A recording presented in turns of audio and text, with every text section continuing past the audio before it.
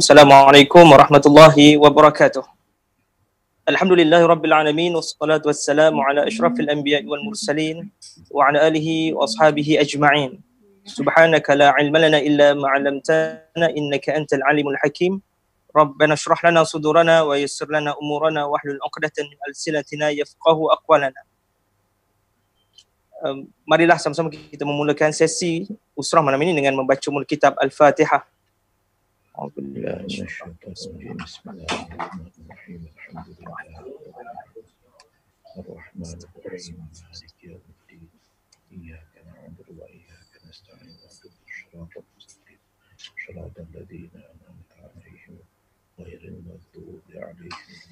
Amin. Alhamdulillah, kita mengucap syukur pada Allah Subhanahu Wa Taala. Kita rafakkan segala puja-puji kita kepada Allah atas limpahan nikmat dan kurniaannya. Diberikan kita kesempatan kepada call via device audio. Diberikan kita kesempatan pada hari ini untuk sama-sama melaksanakan satu agenda yang penting menjadi rutin kita, khasnya dalam tradisi madrasah gerakan ABIM dan seluruh kerabat kaum keluarganya.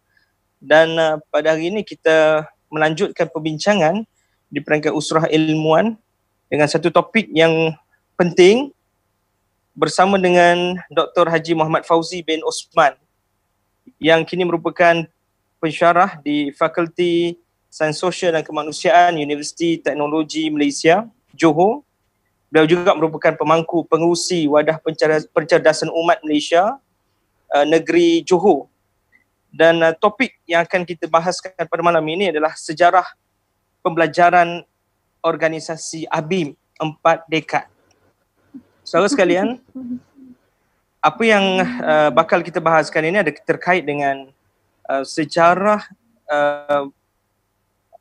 dan juga kegiatan-kegiatan keilmuan yang digerakkan oleh Angkatan Islam Malaysia, khasnya di peringkat pimpinan dan akar umbi seluruh Malaysia, melihat program-program pendidikan dan juga apa yang diusahakan sehingga berbekas dan dirasakan sampai ke hari ini. Jadi ABIM itu punya saham dalam menggerakkan, mengangkat martabat pendidikan Islam di Malaysia. Jadi kita nak tahu lebih lanjut apakah sejarahnya, latar belakangnya dan bagaimanakah hempas pulas kesejarahan itu berlaku dalam konteks pelbagai situasi sosiopolitik semasa yang sentiasa berubah dan dinamik di Malaysia. Di bersama kita pada hari ini adalah Dr. Haji Muhammad Fauzi bin Osman yang juga merupakan seorang penyelidik di Universiti Teknologi Malaysia. Beliau seperti yang saya sebutkan tadi, kini menjawat jawatan sebagai timbalan pengurusi wadah atau pemangku pengurusi Wadah Pencerdasan Umat Malaysia, negeri Johor. Jadi kita alu-alukan Dr. Fauzi dan juga sahabat-sahabat yang lain. Dr. Fauzi boleh tunjulkan diri ya. Assalamualaikum Dr. Fauzi. Salam saudara Fazril. Baik, apa khabar? Sihat? Alhamdulillah. Baik. Alhamdulillah, tanpa kita membuang masa, tempoh kita barangkali sekitar 30 ke 40 minit untuk pembentangan oleh Dr. Fauzi. Kemudian kita lanjutkan dengan barangkali ada soalan-soalan daripada teman-teman yang lain. Kita akan beri ruang itu untuk pandangan, komentar, ulasan, barangkali kritikan yang membina dapat kita ambil dalam sesi yang selepas pembentangan ini. Jadi saya tanpa membuang masa mempersilakan Dr. Fauzi yang bersiaran dari Johor. Silakan. Bismillahirrahmanirrahim. Assalamualaikum warahmatullahi wabarakatuh. Alhamdulillahirabbil alamin. Wassalatu wassalamu ala Rasulillah. Yang saya hormati saudara Fazril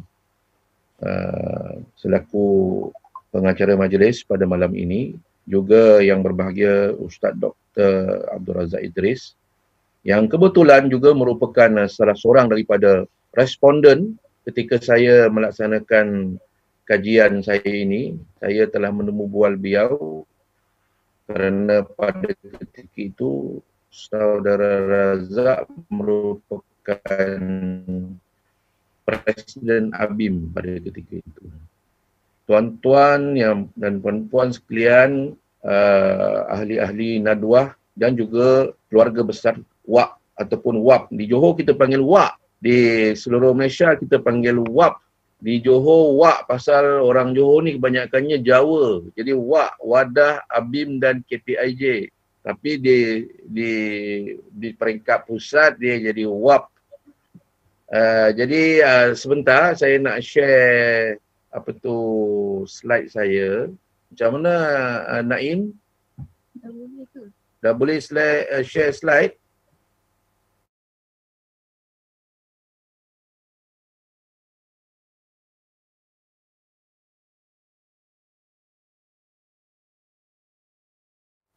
Dalam talian?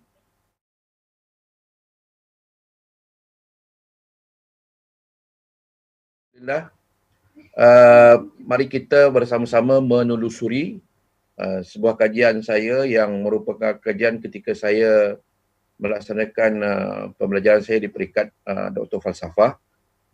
Saya minta maaf dan saya minta laluan supaya saya dapat menggunakan slide dalam bahasa Inggeris tetapi membentangnya dalam bahasa Melayu kerana inilah normanya di UTM. UTM slide semua pengajaran dalam bahasa Inggeris dan perbincangannya dalam bahasa Melayu atau bahasa Inggeris. Jadi pertama sekali ingin saya bawa perhatian kita kepada suatu yang telah merenggut perhatian saya, iaitu satu kata-kata daripada Winston Churchill, iaitu Perdana Menteri British yang ketika peperangan dunia yang kedua telah membawa British keluar daripada peperangan sebagai pemenang. Katanya, the empires of the future shall be the empires of the mind. Maksudnya, dia sudah dapat melihat bahawa di penghujung abad yang ke-20 dan masuk ke abad yang ke-21 sudah tidak lagi merupakan abad kudrat tetapi merupakan abad pemikiran. Jadi saya memulakan kajian ini dengan dua premis. Premis yang pertama ialah pembelajaran merupakan sesuatu yang sangat mustahak. Bahkan bukan sahaja mustahak, kalau dalam bahasa Inggeris, bagi memastikan kelestarian sesuatu organisasi. Postmodernisme, maka perubahan yang begitu pantas dalam sama ada bidang kepengurusan, bidang industri, bidang pemasaran, menyebabkan organisasi kena berubah pantas dalam masa mungkin 1 atau 2 hari mesti berubah. Yang kedua ialah premis yang menyatakan bahawa keperluan empowerment of knowledge atau penguasaan pengetahuan itu sangat penting dalam rejuvenation ataupun revivalism of Islam, ataupun dalam arti kata lain dalam kebangkitan Islam yang ditunjangi oleh ABIM sejak tahun 1970-an lagi. Jadi kita lihat dahulu apakah yang dimaksudkan dengan LO. Yang mendasari kajian saya ni satu konsep yang dipanggil konsep LO ataupun Learning Organization. Learning Organization ini telah dipelopori oleh Peter Senge pada tahun 1990, walaupun ianya telah dibicarakan lebih awal oleh para sarjana pengurusan sejak tahun 1870-an lagi. Dewi telah membicarakannya, tetapi secara tuntas ataupun secara jelas Peter Senge lah yang telah menulis bukunya pada tahun 1970, telah membincangkan tentang 5 elemen yang menjadikan sesuatu organisasi itu sebagai organisasi pembelajaran. Iaitu yang pertama ialah system thinking, yang kedua personal mastery, yang ketiga mental models, yang keempat shared vision, dan yang kelima team learning. Kemudian bawahnya itu ialah tentang pembelajaran yang dipanggil single loop dan double loop yang dipelopori oleh dua orang sarjana yang bernama Egris and Sean. Mereka membincangkan tentang kalaulah sesebuah organisasi itu ingin survivalnya, dia mestilah melaksanakan pembelajaran bukan saja di peringkat single loop, iaitu pembelajaran dengan premis-premis lama, tetapi juga dengan double loop, iaitu pembelajaran dengan premis dan juga kaedah-kaedah penyelesaian yang baru ataupun zaman sekarang kita panggil inovatif. Ini aggregation yang saya katakan tadi, iaitu entails the detection dan correction of errors. Kita melihat kelemahan dan masalah-masalah di dalam organisasi dan kita memberi jalan keluar dengan cara-cara yang inovatif. Ini akan membawa kepada organisasi itu dapat membuat penyesuaian to adjust to the market environment and sustain itself. Dengan adanya double loop learning ataupun pembelajaran dua pusingan, pasaran menghadapi cabaran dengan kaedah-kaedah baru yang lebih inovatif, lantaran itu akhirnya dapat memastikan keberterusannya di dalam pasaran. Maka kita dapat lihat perbandingan di antara traditional paradigm ataupun paradigma tradisional dengan paradigma baru ataupun paradigma LO. Yang pertama dia dari segi organizational discipline, disiplin dalam organisasi. Tetapi kalau di dalam paradigma baru ialah organizational learning. Kalau dulu yang paling penting ialah disiplin, tapi sekarang yang paling penting ialah pembelajaran. Kalau dahulu rigid structure, kita lihat sebagai contoh dalam organisasi estate atau di dalam kilang dahulu, sangat rigid strukturnya.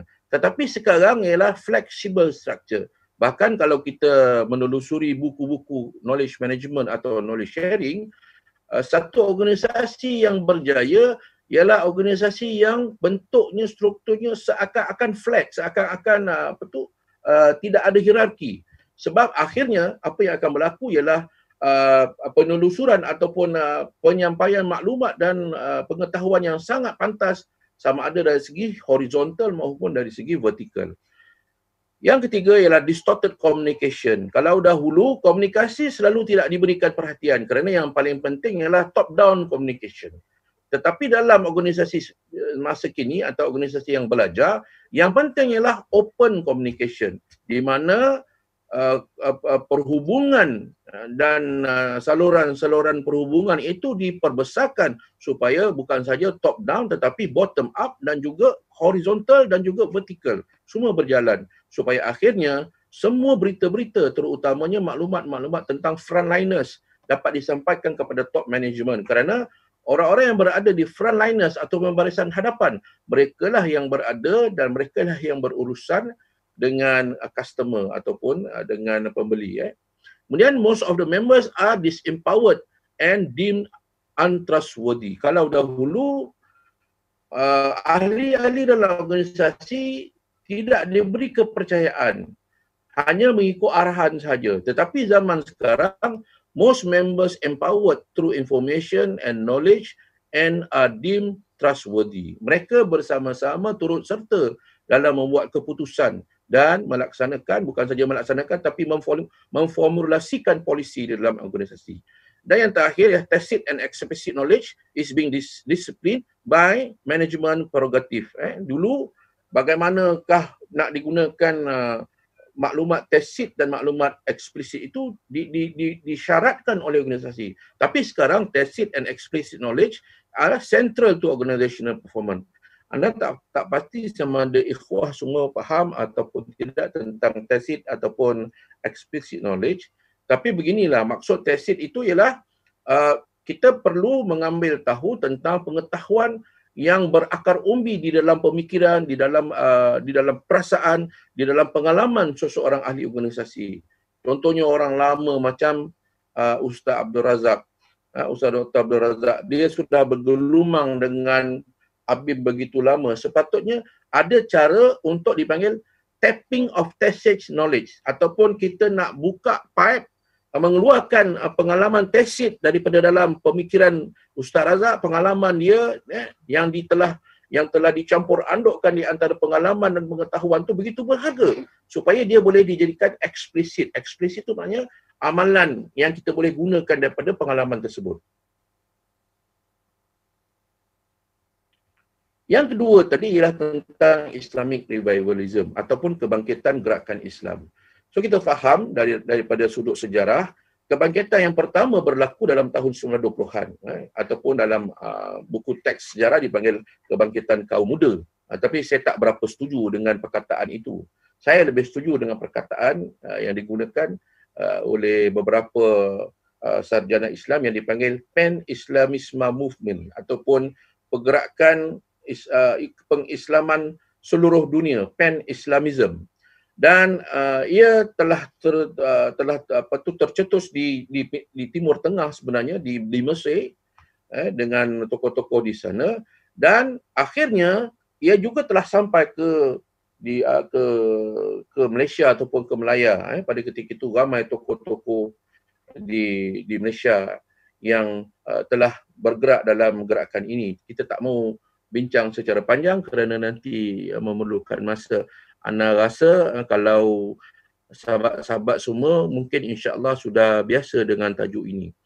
Tetapi yang kita lebih nak bincangkan ialah 1970-an. 1970-an merupakan gelombang kedua kebangkitan Islam ini. Dan ini bukan saja berlaku di Malaysia sahaja, tetapi ia berlaku di seluruh dunia. Antara sebabnya ialah selepas peperangan dunia yang kedua, perjanjian di United Nations telah menetapkan bahawa semua telah dibebaskan oleh para penjajah, termasuk Malaysia, termasuk negara-negara Arab, termasuk negara-negara di Afrika Utara dan seterusnya. Dan oleh kerana kemerdekaan ini telah lahir satu gerakan mencari identiti baru. Dan identiti baru ini kalau kita telusuri literature ataupun kita telusuri penulisan-penulisan sarjana yang mengikutinya, antaranya yang paling penting ialah identiti keislaman. Kerana kebanyakan masyarakat di negara-negara yang telah dijajah merasai bahawa identiti keislaman mereka telah dicairkan oleh para penjajah dan mereka berhasrat untuk mencipta sebuah negara baru yang bertunjangkan Islam. Dan ini kita dapat lihat sebagai contohnya di Malaysia, sebagai contohnya di Indonesia, di mana di peringkat awal sebelum kemerdekaan itu dibincangkan bagaimana nak pastikan supaya Islam menjadi sentral, menjadi satu perkara pokok dalam pembinaan negara. Dan di Malaysia sebagai contoh dalam tahun 70-an ini, antara gerakan yang paling hebat membawa Islamic Revivalism ni ialah ABIM lah. Yang pada satu ketika dulu dipanggil orang-orang ABIM dipanggil orang dakwah, ataupun kalau yang wanitanya dipanggil hantu komkom kerana pakai tudung, ataupun hantu stokin kerana pakai stokin. Jadi walaupun itu satu gelaran-gelaran, tapi dalam kajian saya dapat melihat bahawa itu merupakan salah satu daripada trademark ataupun salah satu daripada jasa kita yang terbesar membawa perubahan, iaitu dengan pakainya tudung. Saya bayangkan pada tahun 1977 apabila saudara Anwar Ibrahim pada ketika itu, yang Datuk Seri Anwar Ibrahim berada di bawah tekanan yang sangat besar di UMNO. Dalam ucapannya di Perhimpunan Agung, saya dapat lihat semua wanita UMNO ketika itu, bukan boleh kata hampir semualah. Mungkin kalau ada yang tak pakai tudung pun tu kira macam kera sumbang lah.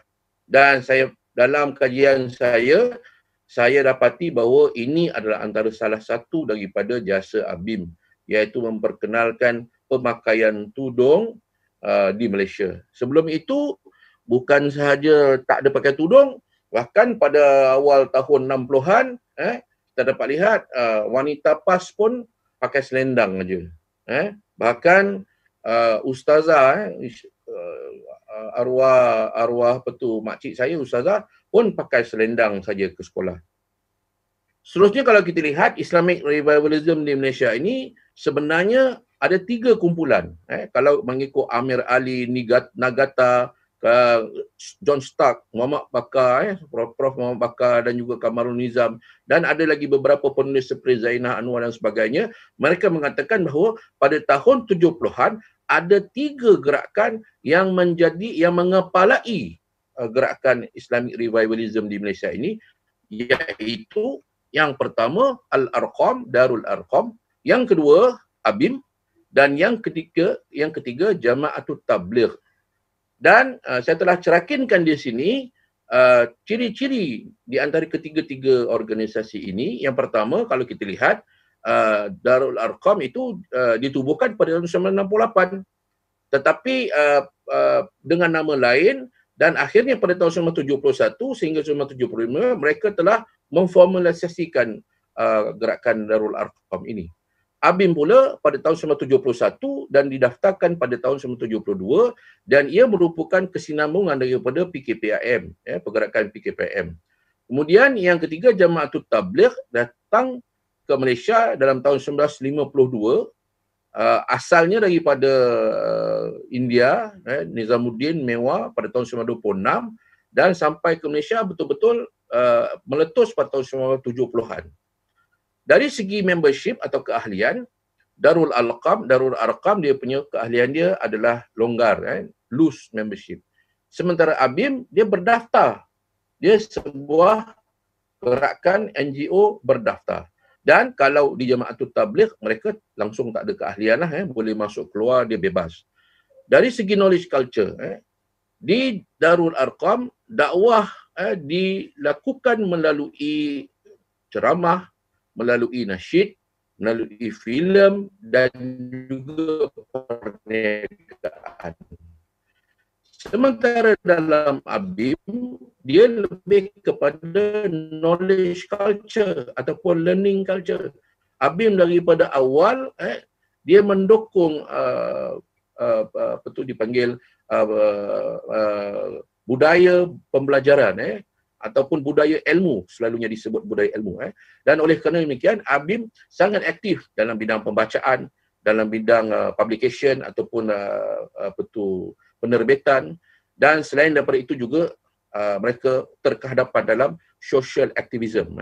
Kalau tak silap saya, ABIM merupakan pihak yang pertama yang melaksanakan seminar masyarakat majmuk, kalau tak silap saya, di UKM atau di UM, saya tak berapa ingat. Dan yang ketiganya, tabligh lebih kepada alhamdulillah, lebih kepada grassroots movement. Mereka beroperasi di masjid-masjid dan mereka lebih kepada apa yang dipanggil sebagai dakwah kemasyarakatan. Akhir sekali tentang kepimpinan oleh almarhum Ustaz Asy'ari Muhammad. Dan sekarang mereka telah diharamkan ataupun telah sudah tidak ada lagi dalam bentuk gerakan yang formal. Sementara ramai mungkin tak tahu bahawa Ustaz Asy'ari ini juga pernah menjadi exco dakwah ABIM Selangor.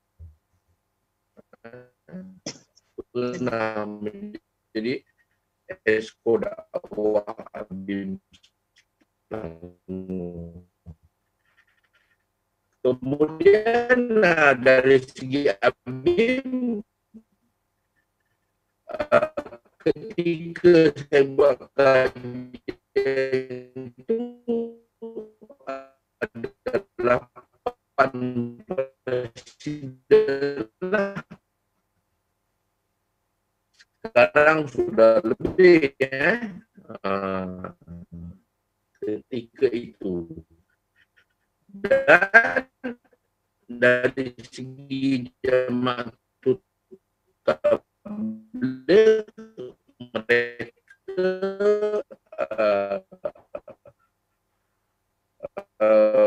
ketika saya buat kajian itu, mereka masa itu tidak ada amir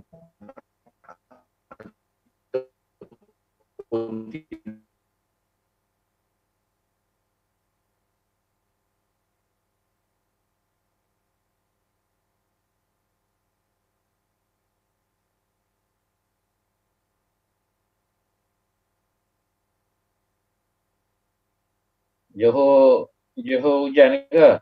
Zai. Rumana.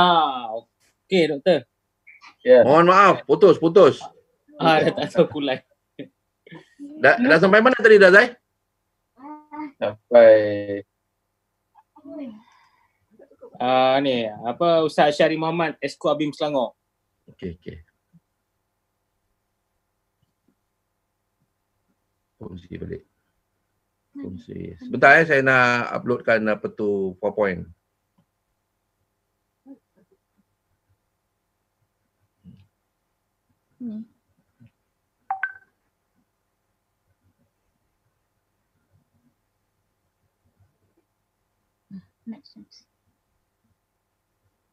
Jadi kita sampai tadi di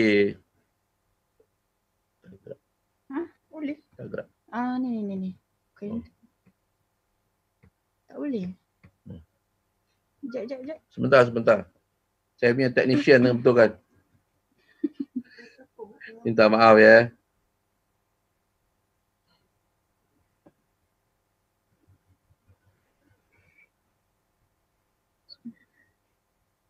Itu pun boleh.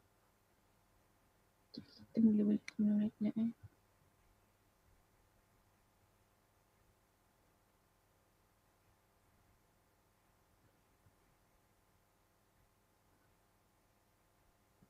Kat mana?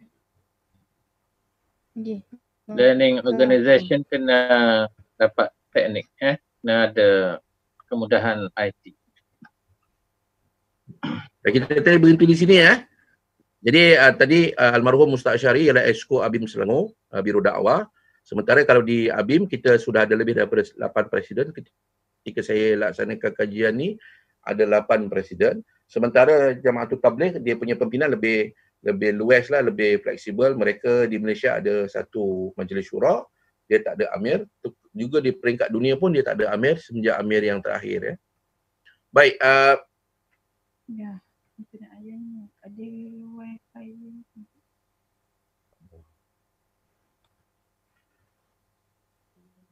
jadi sedikit kita telusuri Abim Jadi Abim sebagai sebuah organisasi pelajaran, sebagai instrumen yang utama mengikut kajian Profesor Osman Bakar 1993, dan kita dapati bahawa Abim telah membawa beberapa konsep seperti sebagai contohnya untuk membawa konsep kita ada 5 dipanggil organizational culture ataupun dipanggil budaya organisasi yang telah dibawa oleh Abim. Yang pertama ialah knowledge culture ataupun kita panggil sebagai pembudayaan ilmu. Jadi bukan saja ilmu itu penting, tetapi Abim telah membawa ilmu tu di satu peringkat yang lebih tinggi, iaitu dibudayakan. Sebab itu beza orang Abim dengan orang lain ialah orang Abim biasanya bercakap di atas dasar pengetahuan, di atas dasar fakta, di atas dasar ilmu, dan bukan itu saja. Abim melihat sesuatu isu daripada pelbagai perspektif. Sebab saya masih ingat lagi kalau dalam usrah kadang-kadang kita bawa sampai 3 atau 4 tafsir.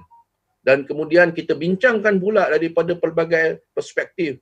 Bagaimana perspektif seorang peguam, bagaimana perspektif seorang jurutera, bagaimana perspektif seorang guru. Jadi ia memperkayakan bukan sahaja orang di dalam Abim itu, ahli-ahli Abim, tetapi memperkayakan body of knowledge itu sendiri.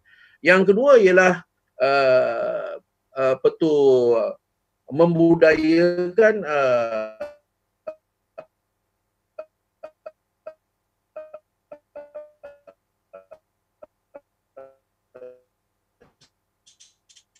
spiritual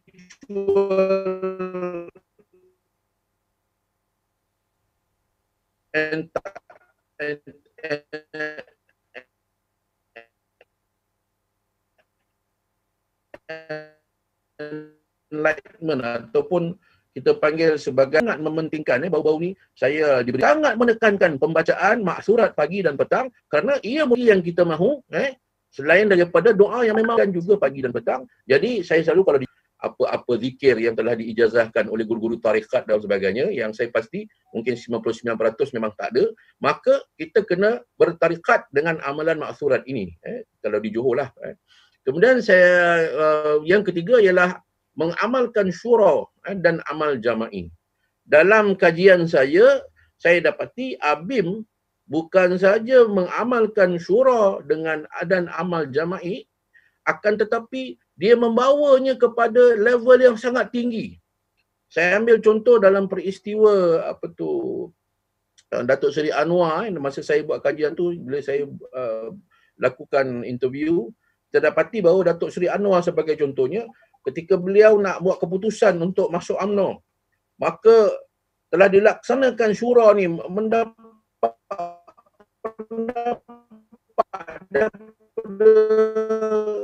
kebanyakan orang, walaupun begitu telah dihantar Ustaz Siddiq Fadil, Tuan Haji Ahmad Azam untuk pergi berjumpa dengan ulama-ulama di seluruh dunia untuk mendapatkan respon mereka sama ada patut atau tidak Saudara Anwar Ibrahim ataupun Datuk Seri Anwar pada ketika itu masukkan dalam kerajaan.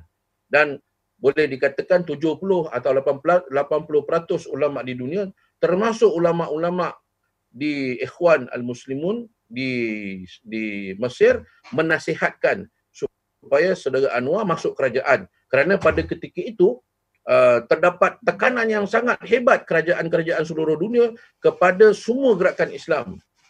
Ramai yang ditangkap, sama ada di Mesir, di Pakistan, dan mereka berfikir bahawa mungkin sudah sampai pendekatan silmiah ataupun pendekatan berdamai dengan kerajaan diambil.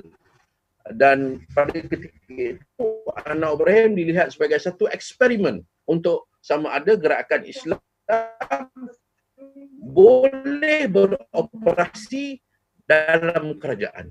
Dan ini juga merupakan salah satu dalam dasawarsa yang pertama ABIM tahun 70-an, dia sebenarnya telah mengambil dia mengambil peranan sebagai pihak ataupun sebagai pressure group di Malaysia. Dengan segala macam isu seperti isu masyarakat majmur, isu kemiskinan dan sebagainya, mereka menjadi pressure group. Tetapi dengan pembelajaran yang dilihat, dengan perbincangan yang luas, akhirnya ABIM membuat satu loop dalam pembelajarannya, dan akhirnya ABIM pergi ke fasa yang kedua, iaitu tahun 1981 dan onwards menjadi partnership in nation building ataupun sahabat ataupun rakan dalam pembangunan negara. Yang kita lihat pada ketika itu, bila Datuk Seri Anwar masuk ke dalam kerajaan, dia bawa macam-macam idea pengislaman, juga dia bawa ramai orang ABIM masuk ke dalam kerajaan. Yang keempat ialah mengetahui isu-isu semasa. Sebab itu sebagai terkait dengan isu semasa, sama ada isu tu politik, isu sosial, isu ekonomi, orang ABIM bukan orang yang mengambil sikap rahbaniyah yang duduk di bawah tempurung ataupun mungkin seperti rahib-rahib Kristian duduk di dalam gereja atau dalam monasteri. Akan tetapi orang ABIM ialah orang yang seperti Imam Syafi'i, berada di tengah-tengah masyarakat supaya dia dapat menaburkan dengan masyarakat tersebut dengan jasa dakwahnya. Dan yang terakhir, semangat jihad. Saya rasa tu saya ada kongsi dengan sahabat-sahabat Nadwah bagaimana kita telah mengusulkan taski yang pertama. Dan ketika itu kalau tak silap saya telah menemubual masa collect data tu, saya menemubual Cikgu Siddiq. Dia ceritakan bagaimana dia mereka tiap-tiap minggu mengumpul duit sampai akhirnya dapat buka taski, sampai akhirnya dapat beli bas, dan itu semua datang daripada semangat jihad fisabilillah ini. Mereka bersusah payah untuk memperkenalkan pendidikan Islam di peringkat prasekolah di Malaysia. Tiba-tiba sekarang ada orang lain pula yang rasa lembu punya susu, sapi punya nama. Jadi kalau kita lihat learning culture kat ABIM ni ada beberapa wahana.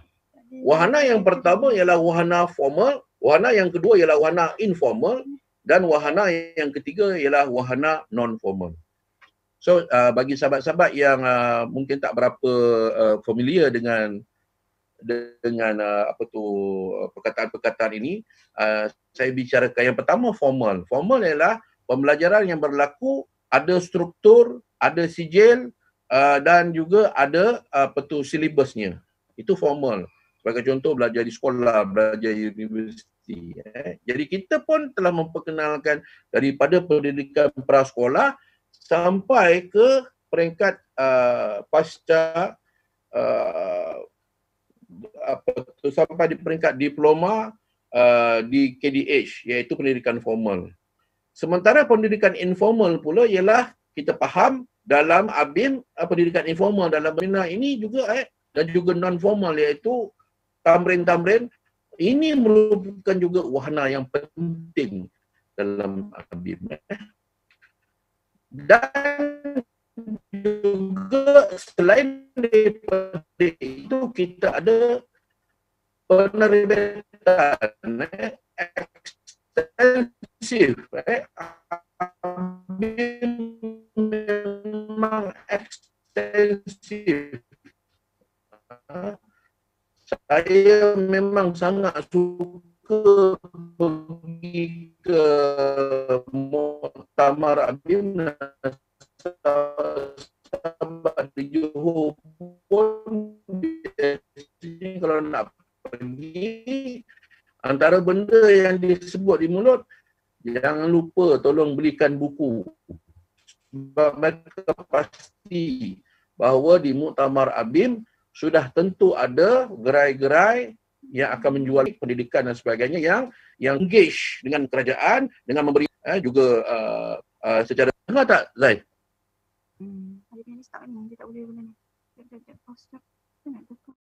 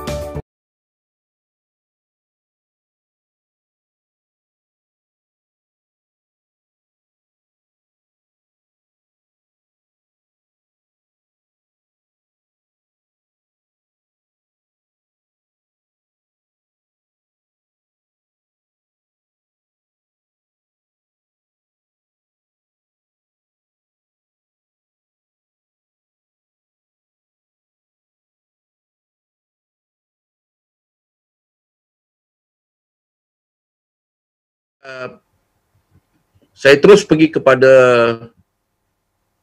beberapa soalan kajian yang telah saya letakkan sebelum saya melaksanakan kajian ini. Yang pertama ialah, adakah pembelajaran dalam ABIM dan juga budaya ilmu telah mengizinkan ABIM supaya menjadi sebuah organisasi NGO Muslim yang bertahan selama lebih 40 tahun pada ketika itu? Itu soalan yang paling penting yang nak dijawab. Yang kedua pula, adakah dengan perkara yang demikian, mereka telah berjaya untuk mencipta yang 5 tadi, yang saya bincangkan tadi, 5 ciri-ciri yang merupakan tunggak kepada learning organisation tadi, iaitu personal mastery, shared vision, team learning dan sebagainya yang tadi. Kita akan lihat dan kita akan telusuri. Jadi saya telah menggunakan satu kaedah dalam kajian yang dipanggil learning histories ataupun sejarah pembelajaran. Dan dalam kajian kualitatif, sejarah pembelajaran ini, kaedah ini tak berapa banyak digunakan kerana biasanya orang akan gunakan sama ada grounded theory atau fenomenologi. Tapi saya menggunakan kaedah learning history ini dan juga saya mengkahwinkannya dengan kaedah case study, dan ia telah dicipta oleh seorang profesor pengurusan yang bernama Klein and Roth dan mereka telah gunakan kaedah ni pada mula-mula dalam kajian melihat Thomas Jefferson High School di Amerika, kerana Thomas Jefferson High School tu merupakan suatu institusi pendidikan yang tersohor. Jadi learning history ini sebenarnya dia sesuai untuk digunakan dalam suatu kajian melihat sesuatu organisasi yang tersohor, dan pada ketika itu saya berpendapat ABIM merupakan salah satu daripada organisasi dakwah dan pendidikan yang tersohor di Malaysia. Jadi yang ini antara asas-asasnya, iaitu yang pertama, how can we judge the success of our organization change effort? Bagaimanakah dapat kita mengabsahkan kejayaan perubahan-perubahan yang dibuat dalam organisasi kita. Yang kedua, how can the rest of the organization benefit from this experience? Nampak apa je? Naim dengar Halo Naim? Ya, jelas. Jelas Yang kedua, bagaimanakah organisasi tersebut mendapat manfaat daripada pengalaman itu? Dan yang ketiga, what do our efforts do to date and reveal about our opportunities for success and our potential? Apakah yang dapat disingkap daripada aktiviti pembelajaran itu terhadap keberjayaan dan keberterusan organisasi tersebut? Baik, dalam kaedah saya tu, saya mesti membentuk satu tim yang dipanggil Learning History Team, di mana tim inilah yang akan mengabsahkan data saya dan juga mengawal saya punya direction dalam saya punya kajian yang diwakili oleh 4 orang tadi tu, Outside Learning Historian, the Inside Learning Historian, the Inside Champion dan juga the Outside Mythic Person. 4 orang ini dilantik daripada dalam dan luar ABIM bagi memastikan keabsahan data dan juga pentafsiran yang saya telah laksanakan terhadap data saya. Baik, yang pertama, kaedah yang saya gunakan ialah in-depth interviews. Dalam interview tersebut, saya telah menemubual pimpinan-pimpinan ABIM dan juga mantan pimpinan ABIM. Termasuklah yang berbahagia Dr. Syekhul Dr. Ustaz Abdul Razak Idris sebagai responden saya. Dan juga antara responden saya ialah almarhum Profesor Dr. Syarudin Badarudin yang telah meninggalkan kita. Dan data tadi antaranya telah dibawa ke Lampeter, Universiti Lampeter, kerana saya telah melaksanakan attachment saya PhD di Universiti Lampeter dan telah dilihat oleh external advisor saya iaitu Dr. Daud Al-Ilami.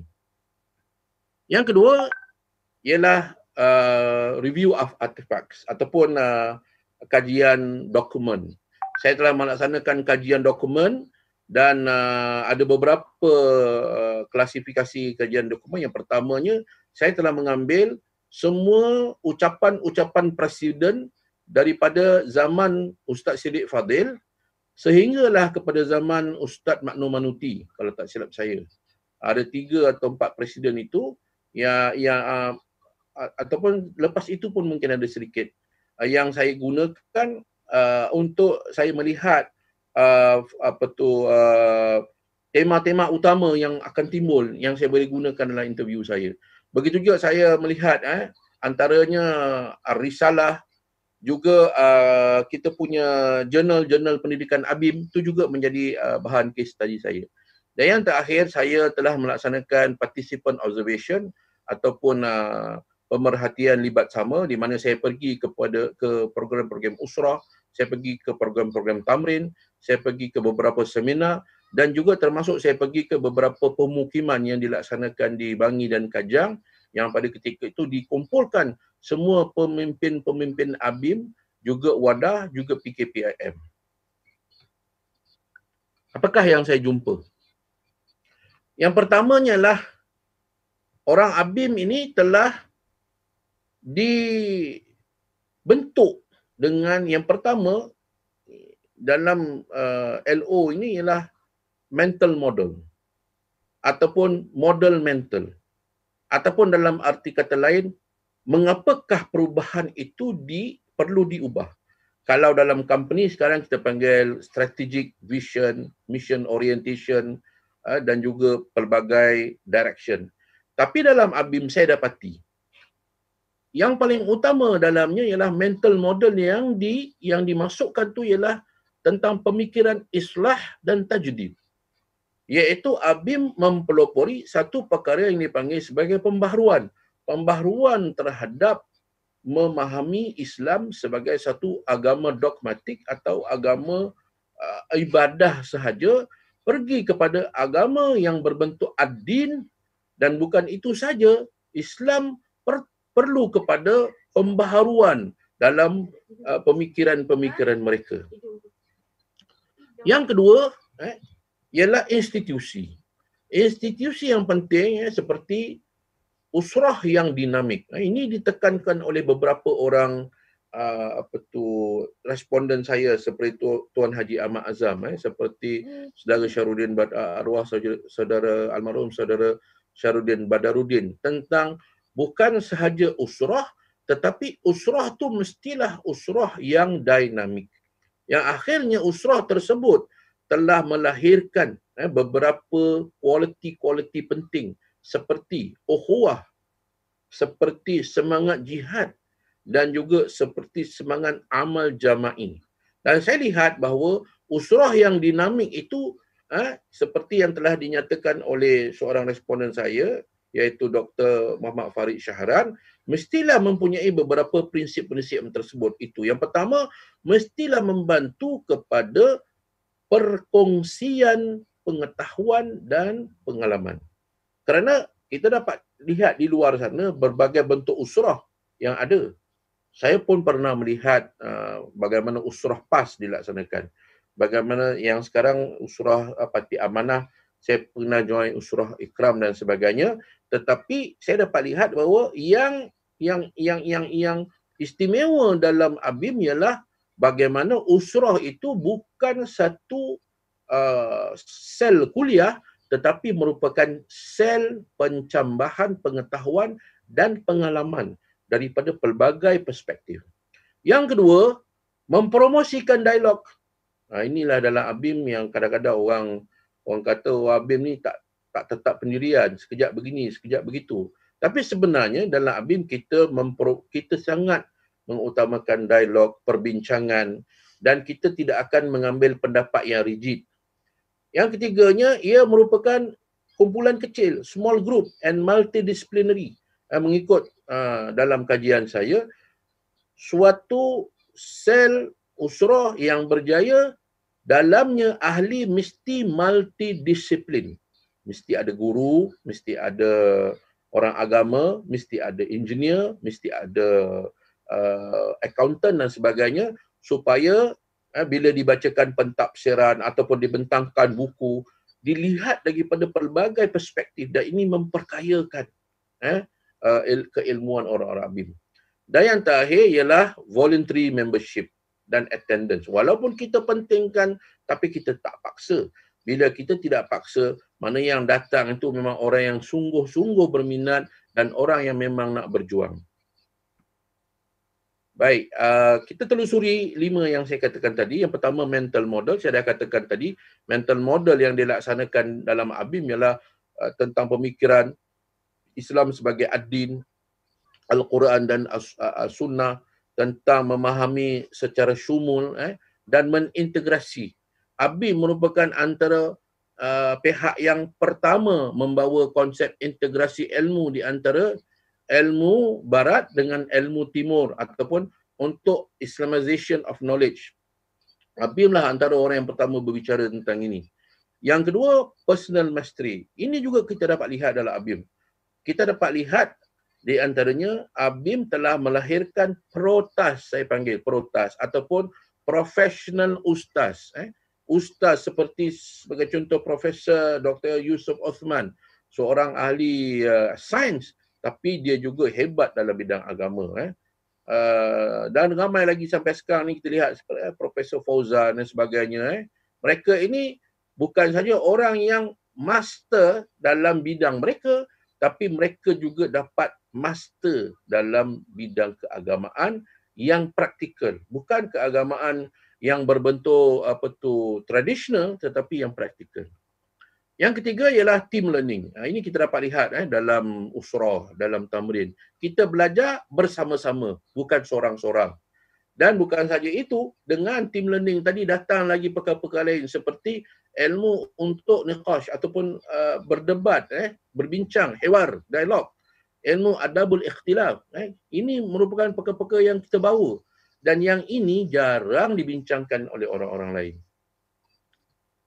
Yang keempat, shared vision. Dan kita lihat dalam ABIM ada usaha-usaha untuk memastikan supaya dari segi haluan, dari segi silibus usrah itu disekatakan. Dan bukan itu saja, bila adanya program muktamar pusat contoh, kita adakan muda supaya kita dapat menghadam ucapan-ucapan dasar. Kita di peringkat setiausaha pula nanti ada program di antara setiausaha di peringkat pusat dan sebagainya. Dan yang terakhir tadi sistem thinking. Orang ABIM mereka merupakan orang yang memegang sistem thinking. Ada hierarkinya secara tak rasmi dan mereka ini akan melaksanakan peranan-peranan mereka di peringkat masing-masing. Apakah dia double loop yang kita dapat katakan?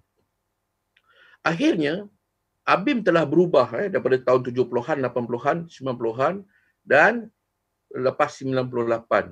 Iaitu dengan perubahan-perubahan dari segi direction, dari segi manhaj, dari segi teknik dan strategi dalam usaha dakwah mereka. Seperti saya katakan tadi.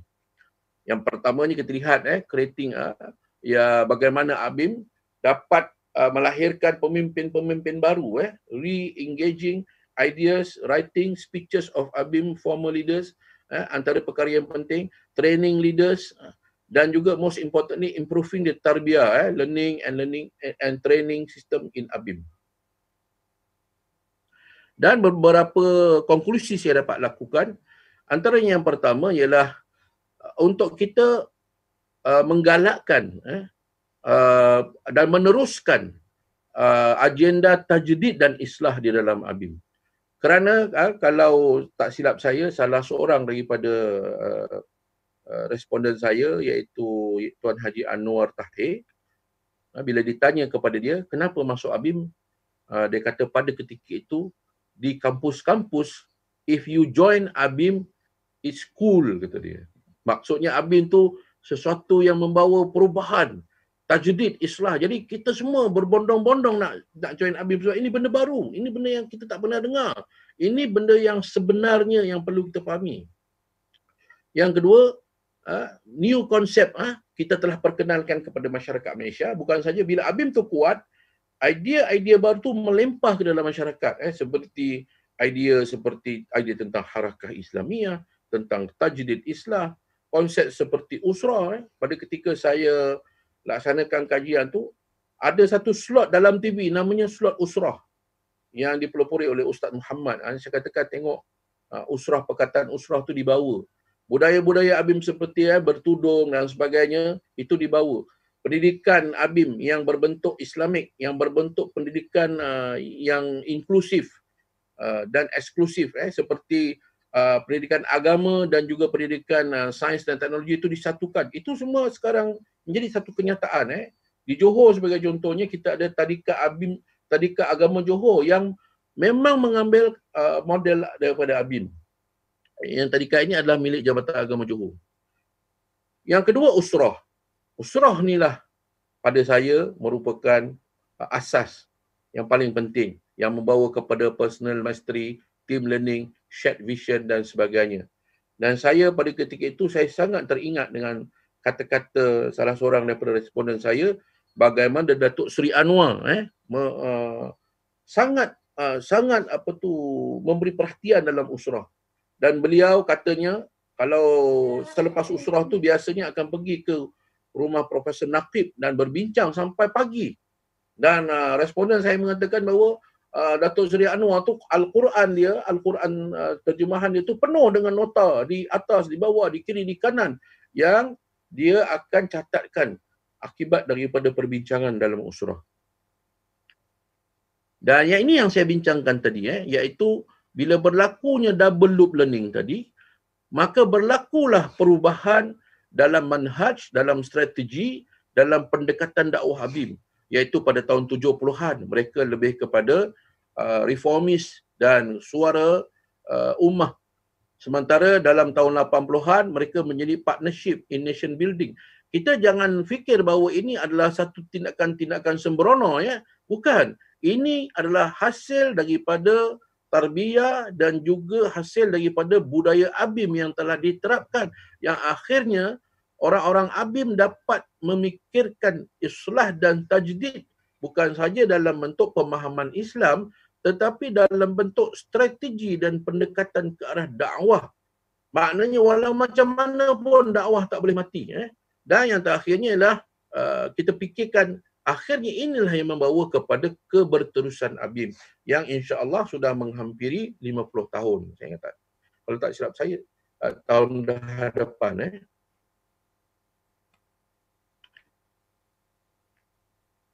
Dan akhir sekali dalam jumpaan saya itu ialah ABIM telah melahirkan satu kriteria baru. Kalau kita lihat sini, kalau kita lihat sini, ini dipanggil Taqwa Model yang telah saya kompos.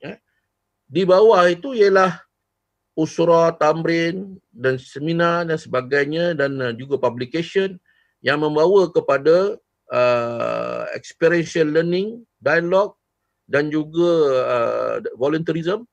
Ini akan mendukung tadi 5 ciri-ciri LO, dan sejarahnya akhirnya mereka membawa kepada perubahan strategi dan perubahan arah, dan akhirnya ialah lahir 3 perkara lain. Bukan saja lahir budaya ilmu, tapi lahir spirit jihad, lahir ukhuwah yang kukuh, dan juga yang terakhir ialah amal syura dan amal jama'i. Cuma ada juga beberapa kelemahan yang kita dapat lihat. Antaranya ialah apabila ramai orang-orang ABIM terlibat dengan kerajaan, maka akhirnya 5 perkara tadi telah mula merosot. 5 perkara yang saya masukkan tadi ialah yang atas tadi, iaitu personal mastery, system thinking, shared vision, mental model dan juga team learning itu telah lama kelamaan makin perlahan, makin longgar. Contohnya kalau kita lihat di peringkat negeri-negeri, di peringkat daerah sudah mula kurang usrahnya. Ahli usrahnya sudah mula kurang. Ditambahkan pula bila ramai yang masuk dalam kerajaan, ramai yang sibuk pada ketika tahun 80-an hujung dan 90-an, maka jentera ABIM tu akhirnya menjadi miskin atau menjadi kecut akibat daripada itu. Dan akhirnya perkara-perkara seperti tamrin, seperti usrah itu sudah mula kurang dia punya perjalanannya. Dan selain daripada itu, kita dapati bahawa akibat daripada itu ABIM itu sendiri sudah mula lemah. Walaupun dari segi image, dari segi nama, kita masih dihormati, kita masih mempunyai tempat, akan tetapi kekuatan kita sudah tidak seperti dulu. Kita sudah disibukkan dengan pelbagai perkara. Masuk kalau tak silap saya yang diperkatakan oleh almarhum Profesor Syarudin Badarudin, kita sekarang sudah terpaksa mengurus agensi-agensi kita. Jadi mekanisme tadi yang kita katakan tadi, usrah, tamin dan sebagainya, itu sudah terbahagi-bahagi dari segi pemerhatiannya. Dan itulah akhirnya saya dapati bahawa kalau sekiranya ABIM mahu mengembalikan dirinya sebagai suatu organisasi yang kuat dan satu organisasi yang hebat, dia kena patah balik kepada sejarah pembelajarannya tadi, iaitu dengan memperkukuhkan institusi tarbiyah dan pembelajaran melalui usrahnya. Kita kena pastikan macam di Johor kita sudah mula mengorak langkah, maktab sudah mendaftarkan semua usrah-usrah di peringkat negeri, di peringkat daerah, di peringkat agensi, supaya kita dapat pantau perjalanan usrah ni dari segi perjalanannya, masanya, tajuknya dan sebagainya. Dan saya rasa ini harus dilaksanakan di semua negeri. Sebab dalam dapatan saya tu, usrah lah yang paling penting. Kerana usrah tu lah, di situlah lahirnya mental model, lahirnya team learning, lahirnya shared vision, lahirnya personal mastery dan sebagainya. Dan dengan usrah tu dibawa lagi ke depan dengan tamrin. Tamrin itu merupakan idea secara umum yang akhirnya kita canai dan kita hadamkan bersama. Dan juga bila setahun sekali kita pergi ke muktamar, kita realign kita punya pemikiran, kita punya direction dengan peringkat negeri dengan peringkat pusat dan sebagainya. Dan mudah-mudahan saya berdoa supaya ABIM insya-Allah akan hidup 50 tahun lagi sehingga 100 tahun. Yang akhirnya kita akan jadi ahli ABIM yang berbangga. ABIM, Wadah dan PKPIM merupakan satu organisasi NGO yang terpenting dalam usaha dakwah dan islamisasi di Malaysia. Wallahu alam. Assalamualaikum warahmatullahi wabarakatuh.